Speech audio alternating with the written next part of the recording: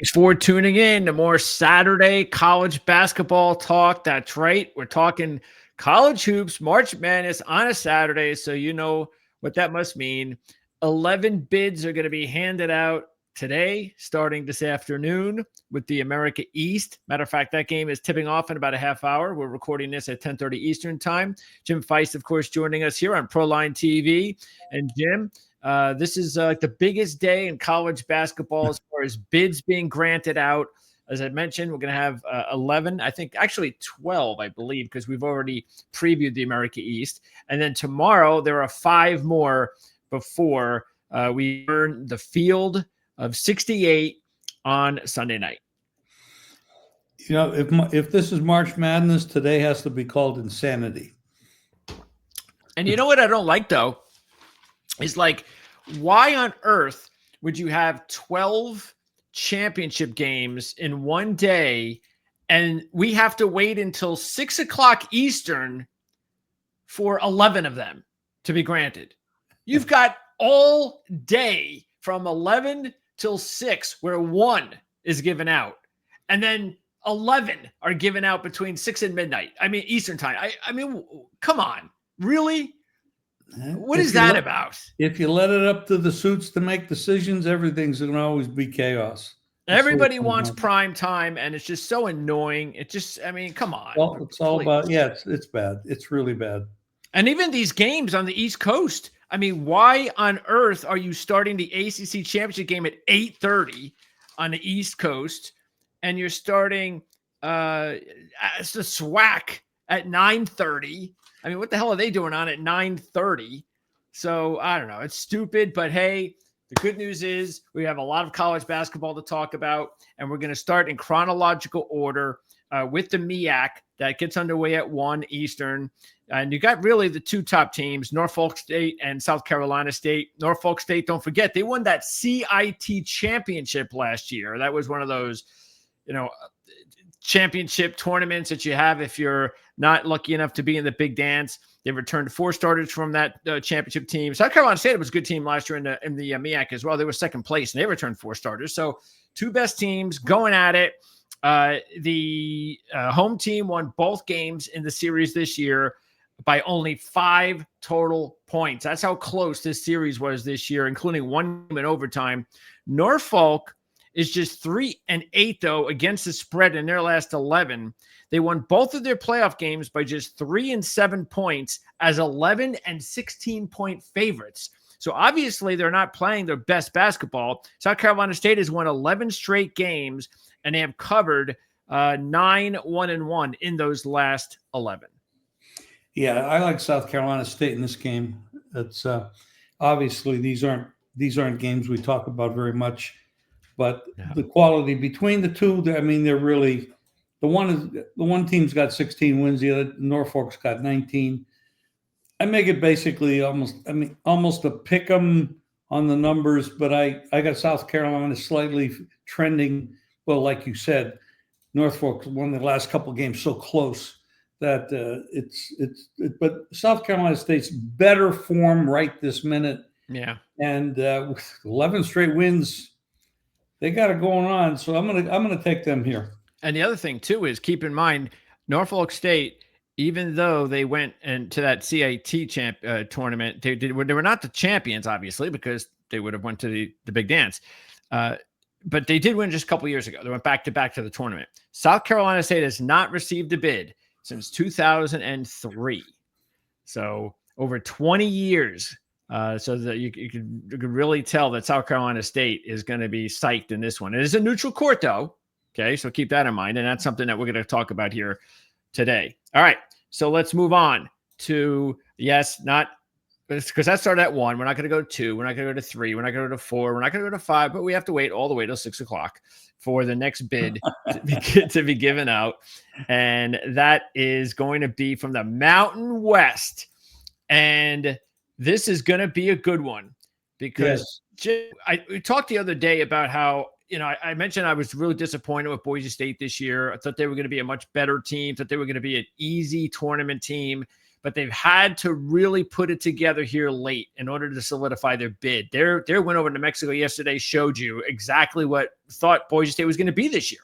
One of, if not the best team in the Mountain West. Colorado State, though, is by far the hottest team in the Mountain West. They are 9-0, straight up and against the spread in their last 9, and they're also blowing out really good teams. So Boise is the slight favorite here by 1. They come into this matchup, though, losers of 3 straight to the Rams. Colorado State is 3-0, straight up ATS, last 3 versus Boise State, including both games this year as dogs. So for the 3rd straight time this year, the Rams will be a dog against Boise, and they've already upset the Broncos twice. I just sent you a text by mistake. I got too many screens open, but I'm going with Colorado State here. I love the way they're playing.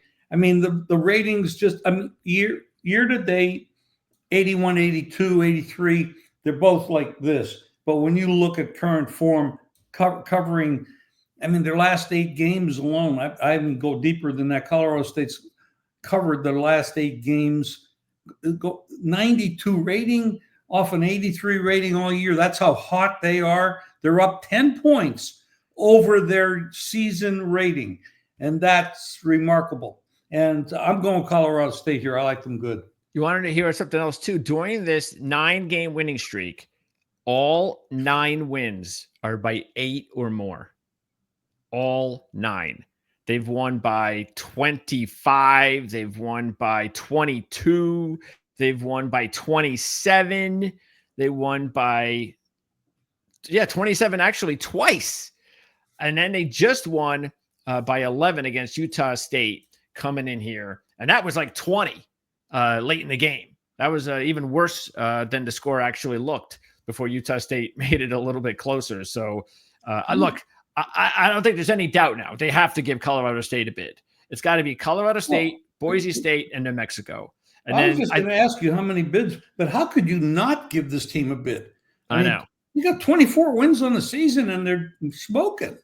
They just don't have. They don't have that non-conference resume. I know the quad ones and all that stuff. Yeah, I understand that. I know. But bottom line is, they're playing. These are the same idiots that put all the games at one time, and that is true. So you never know what the hell they're going to do. That is true.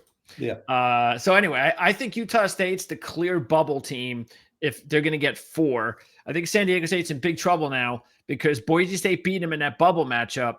Even though San Diego State's got a win against Houston earlier this year, that's the one that's going to hopefully, if you're an Aztec fan, you're hoping that gets you in. But that would be 5 teams potentially getting in, and I don't know if they're going to get 5. 5 out of the mountain. Wow, that would be amazing. All right. And look, I think they deserve it, but I don't know if they're going to get it. It just shows you San Diego State beating Houston shows you that this is a good conference, but we'll see. Okay. And of course, we'll talk about it on our show tomorrow night. Don't forget, we're going to be on live. We are going to air. Matter of fact, I'm probably even going to, maybe we'll do our show tomorrow morning live because I haven't done a live show yet here on StreamYard. So we'll probably have to do a live show just to make sure it works. So maybe Jim and I will do our show. We'll do a test run. Yeah, we'll do a live one tomorrow morning at 10:30 Eastern. So keep an eye on that. Okay. So, and by the way, the whole point is we're going to be on live an hour after the brackets are released. That's 8:00 Eastern, 5:00 Vegas time. All right. So let's take a look at these other 6:00 championship game. The Big 12, Arizona, Houston. Houston's 6.5-point favorite. They've won 12 straight. Arizona, meanwhile, favorites against both Kansas and Texas Tech, slight favorites, and they beat a couple of good teams, tournament teams. So we're in the championship game. Houston beat Arizona at Arizona by 4 on February 15th, and they're coming off a blowout of red-hot BYU. So Houston is really as good as it gets and could very well win the whole damn thing when it's all said and done. Well, we talked about this many weeks ago, and I really like Houston a lot. I am shocked at how they took care of Brigham Young yesterday. That was, the 7.5-point favorite that you but this winning that game by 20, I mean, Yeah. it was that's pretty damn impressive. Yeah, they just must have been a good matchup. That's sometimes you get that because they're a really good team.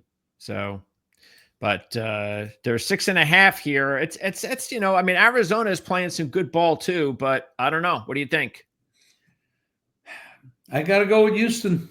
I mean, they're just I've been riding them. Yeah, you could say, okay, let's squeeze it in. We'll try to get the 6.5 and cover the number.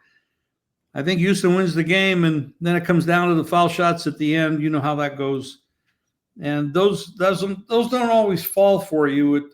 Some you'll get a run of 10 games where it comes down to the last shot or the last foul shot or Oh, that's what, painful. and then you Yeah. just lose a bunch of them or you win a bunch of them. So it really gets down to luck time at that point. But Houston's a better team.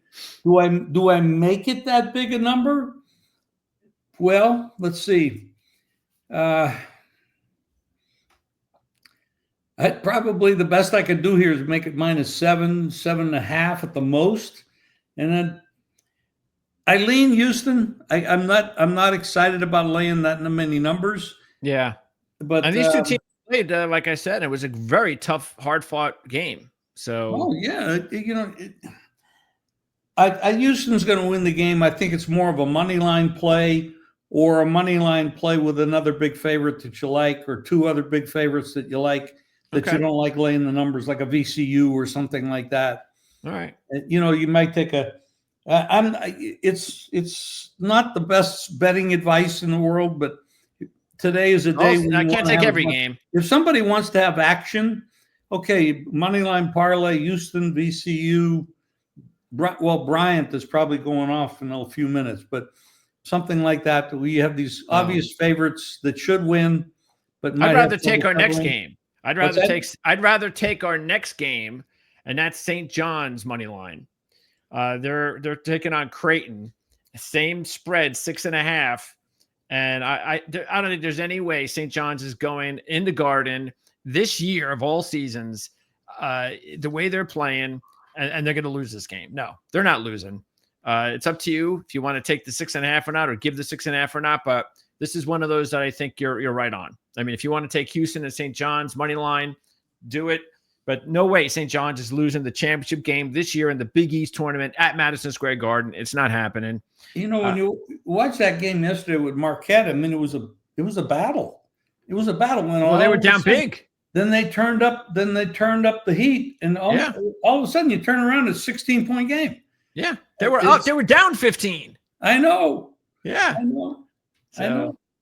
That's what I'm saying. They're just too hot right now. You're right. You're right.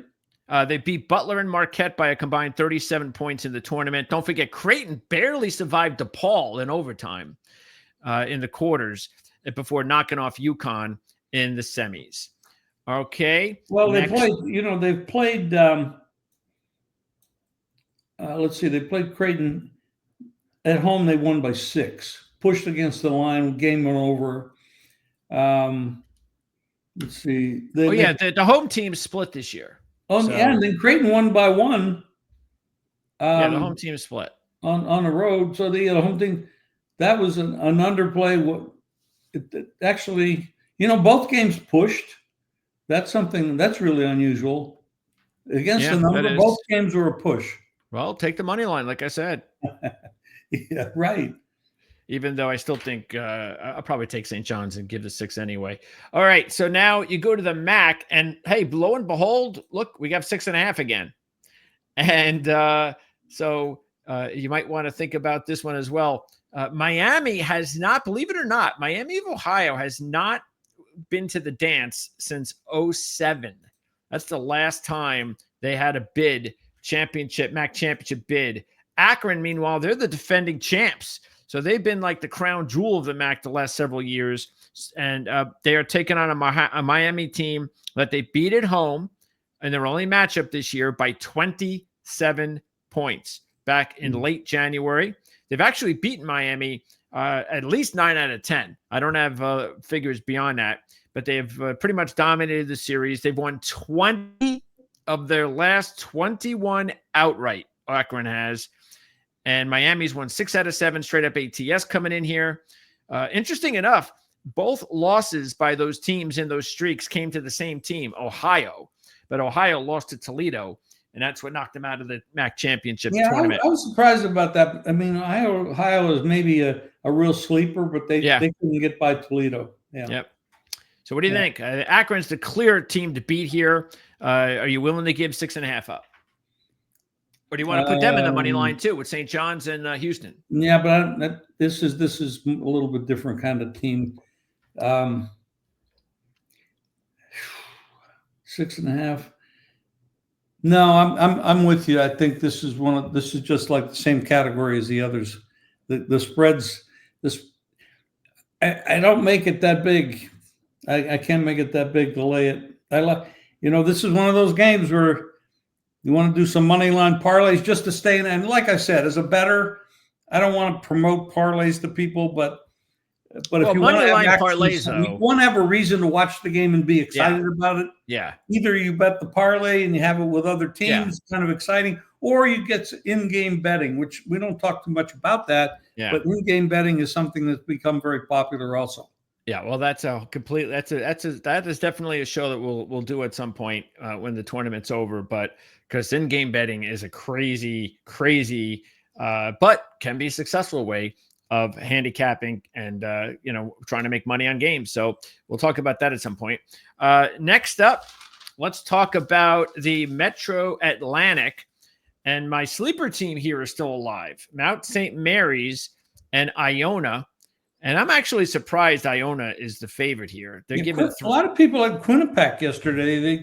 Many people I was looking at, they liked the Quinnipiac, and they were the top seed in the tournament. But I mean, they put some money on them. But that's the hell happened on my screen. Well, that's what happens when you put a lot of money on a MEAC team. So where you go to burn your money. Yeah, the top two tournament teams, top two teams were Quinnipiac and Merrimack, and both of them lost to Iona and Mount St. Mary's. And Iona, they've got 17 wins. Mount St. Mary's has 21, and yet Iona is the 3.5-point favorite in this one. Iona did beat Mount St. Mary's in overtime on the road as a 1-point favorite on February 6th. Meanwhile, Mount St. Mary's has won 10 out of the last 13. 9-3-1 ATS during that stretch. Iona has won 5 straight, covering 4 of their last 5.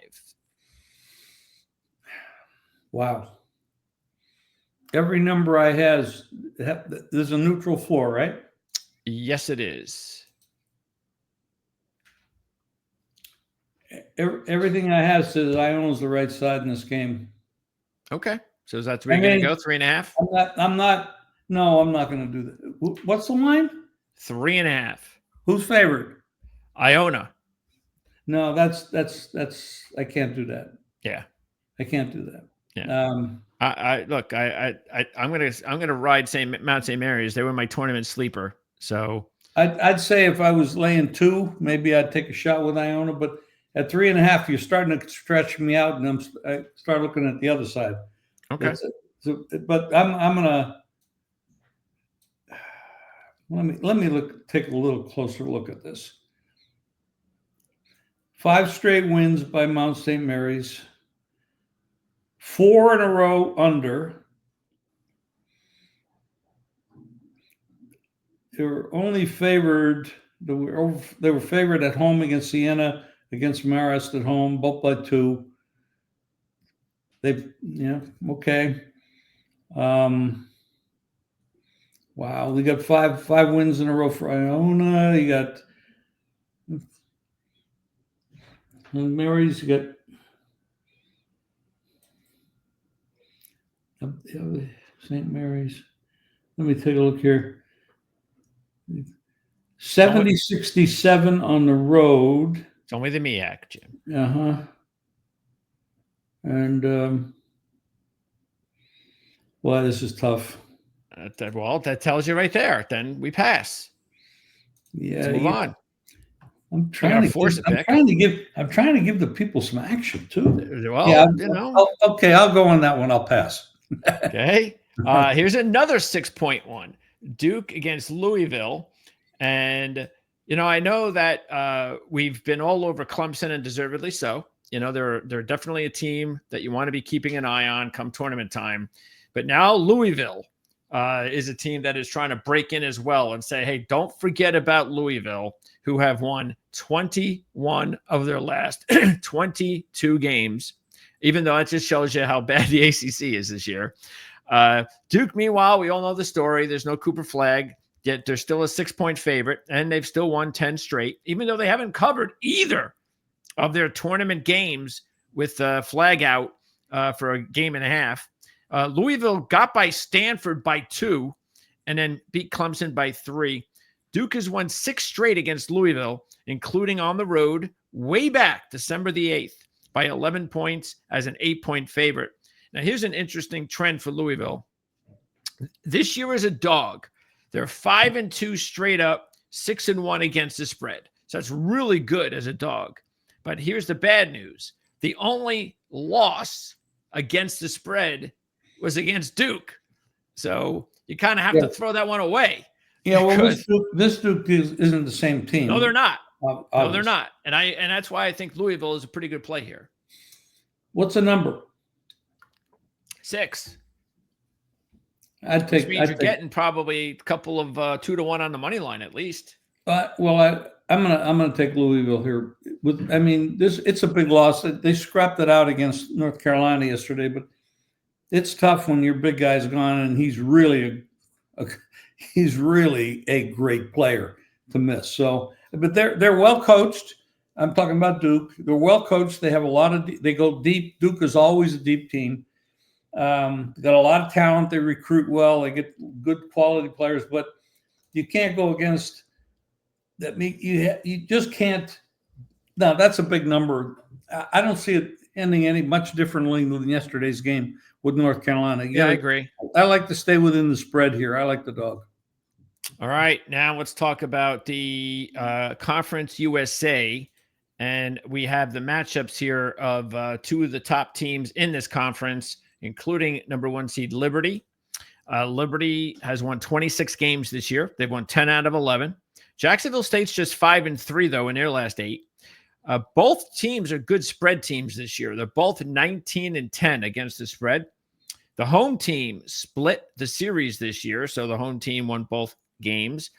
But Jacksonville State is 3-1 straight up, 4-0 against the spread in this series against Liberty since last year, with all 4 as dogs, just like they are here. And, of course, this one is a neutral site game with the magic number, Liberty favored by 6. Okay, so my first line, let me look here, 11, 6, 12. I got this one I got to lay. This one I'm going to have to go with Liberty. I could see Liberty winning this game by 10, 11. Okay. You could make a case for the dog because of the pressure and the game it is. And I get a feeling this is one that Mark would do, the dog, because Jacksonville State's got all those trends saying, they've covered 4 straight against Liberty as dogs in the last 2 years. Okay. But that's good. That's why I like to get both sides. I'm not saying I have no idea who he picked. I'm just saying I know Mark. You know Mark. He goes with the trends, and I would guess that's the way he would go because it's the way I would go. But Liberty's the best team in the conference. We know that. And it is only 6 points. It's not a lot of points. Comes down to the free throws at the end. Could very well be the case. We saw yesterday. You could see Texas was down like 6 or 7 within 30 seconds, ends up 11. You see, it could go it goes the other way. Exactly. The one guy hits the 3, the other guy misses the 3. That's a 6-point swing. Yep. Right there. These games, when it comes down tightness, it comes down. There's a lot of variance when you come down this time of year. These 2 teams are in different conferences before they got into the Conference USA, so there's no history between these 2 teams as far as in the Conference USA. All right, so there you go. That's Conference USA. We still have 3 more to go. Let's go to the Big West, and no surprise here that the two top teams, you know what's going to be interesting is to find out whether or not, is it possible, will a Big West at-large team appear? There has been talk about that. That's how good these two Big West teams have been all season. They're 1-2 in the championship game. They've won a combined 55 games this year. The 55-9 combined, these two teams. That's UC Irvine and San Diego. And the team split on the road this year. So the road team has won both games. UC Irvine has won 6 straight. They covered 5 of the 6. San Diego has won 14 straight, covering 12 of the last 14. And the magic number, once again, is San Diego favored by 6. I mean, I guess the odds maker just likes that number 6. Every game 6. I know. I got to ask you this, though. I don't have this stat in front of me. I have available, but I've run out of screens. Do you have the quad 1 record for these two teams? What if they I can get you. I can find you the. If they played in quad 1. I can find that for you because I know I saw them when I was looking over the bracketology. It's an important stat. If they had enough times, I don't know if they even played any quad 1s. Well, they might have, but there's no way they got a quad 1 win. I know that. I haven't heard anything like that. But let me see here. This is the late. Let me see. I'm looking at the latest. I'm not sure how long ago this was, but okay, here we go. Let me put this over here. All right. So should be in. Okay. UC San Diego. Now this is okay. So I guess this was yesterday. Okay. Well, they did beat Toledo by 35, for God's sake. Well, that can't be a quad 1 win. That's a big spread. Utah State, they won by 2. All right. So ESPN forecast model gives San Diego a 73% chance to make the tournament. Mm-hmm. The net ranking in the mid-30s, strength, SOR and WAB, whatever the hell those are. The downside, BPI hovers around 60. They have a poor strength of schedule outside the top 250. As you mentioned, they beat Utah State, which was their lone win against a top 50 opponent. And then here's UC Irvine, who has work to do, which means that if Irvine beats San Diego, that's your best chance of getting 2 teams. If San Diego wins, they're going to be the only team that's going to get in probably. But if UC Irvine upsets San Diego, there might be 2 Big West teams. Let's see. What does he say about Irvine here? Let's see. UC Irvine ranks all that other stuff. It's anything here. They have just 1 win against top 100. And the Big West not having sent multiple tourney teams since 2005. You say the line's 6 on this? That's right. Aren't they all? Well, yeah, I think you're right. There's a paintbrush. They painted everything 6. It's close. It's a close call, but I'd have to take the dog here to stay close. I agree. This could easily be an upset. Yeah, it's just so. It does. Unless I think the only way it's not, I agree, is if it's the free throw thing. That's 3.5, 4 is my number. 6 is a little bit too much, especially since Irvine beat San Diego on San Diego's home floor when they split. So I think if they played 10 times with this group of people, you'd probably go 5-5. You might be right. Yeah. All right. The last 2, we've got the SWAC. This is usually the we'll see one of these teams in the Big 4, Alabama State and Jackson State. And that's because number 1 seed Southern was upset by Grambling. And Alabama State actually had beaten Southern twice this year, but they didn't have to beat them a 3rd time. They've won Alabama State 9 out of 10. Jackson State, meanwhile, has won 8 straight. They're a 3-point. Oh, no 6. They're a 3-point favorite in this one. They've won 7 out of 8 against Alabama State. Jackson State's the favorite. They're the 2 seed in the conference. And besides beating Alabama State 7 out of 8, they beat them at home on January 11th as a 7-point home No, actually, there's a 3-point favorite at home. They beat them by 7. I mean, Jackson State's the much better spread team. They're 20-13. Alabama State just 13-17. Good team, yeah. You know what I'll do with this one? I'm going to go under the total. Looking at Alabama State, they've gone under 5, 6, 7, 8 out of the last 9 games. Okay. What's the total here? That one is a good question. I don't have. I got too many screens and I don't have that up. 139.5. And well, let's look at the other games they played.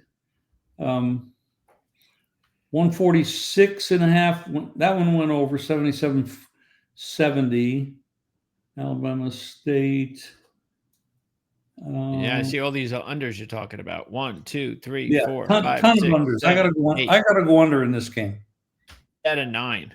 Okay, so under 139.5. We've got a total for everybody here today in the SWAC, and then the final game is the WAC, and you've got once again the 2 best teams, Grand Canyon and Utah Valley. Now, I haven't had time to figure out why Utah Valley is playing at home.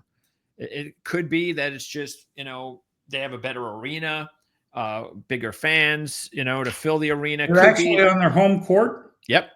Could be that there's a deal with, where they rotate, even though, let me make sure in the regular season, because I'm not sure. That's big. I mean, Utah Valley covered 9 out of their 10 games at home. Yeah, the season series, let's see, the home team split. So Utah Valley beat Grand Canyon at home earlier this year. All right, here it is. They're probably home because even though Grand Canyon is the favorite, here's the interesting thing. Grand Canyon is the favorite by 4.5. And they're on the road. Yet, Utah Valley is getting the home game because they had the better conference record. So there you go.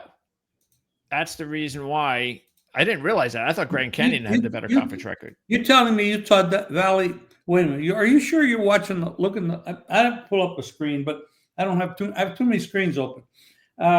You telling me Grand Canyon's favored in this game? Yes, by 4.5.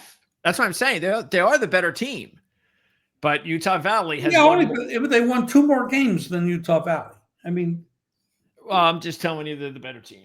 Okay, and year to date, you look at the year to date numbers, 79 versus 73.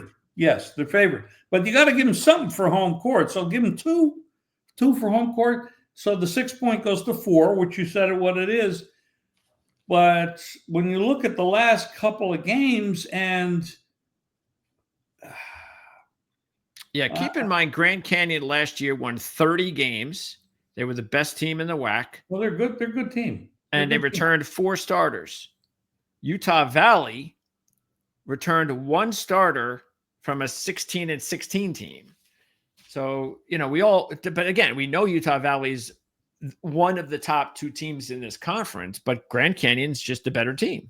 That's why they're a 4.5-point favorite. Doesn't mean they're going to win, of course. Remember a couple of years ago where Utah Valley went crazy? They went deep. That was Utah Valley? 2 years back, I think it was 3 years back. Did they really? Okay. Yeah, they did. They had a hell of a run in the NC2As. Yes, they did. Utah Valley. Okay. They did something in one of the tournaments. It was pretty impressive. I'm going to take the dog here. Home dog, Utah Valley plus the 4. Okay, going with Utah Valley the dog. All right. So as we wrap up, let me make sure I got all your picks right here. You are taking South Carolina State, the dog. Yes. You're taking Colorado State, the dog. I really like Colorado State a lot. Yeah. I mean, why not, right? 9-0, straight up ATS last 9, all by 8 or more. Houston, Arizona, that one you're staying away from.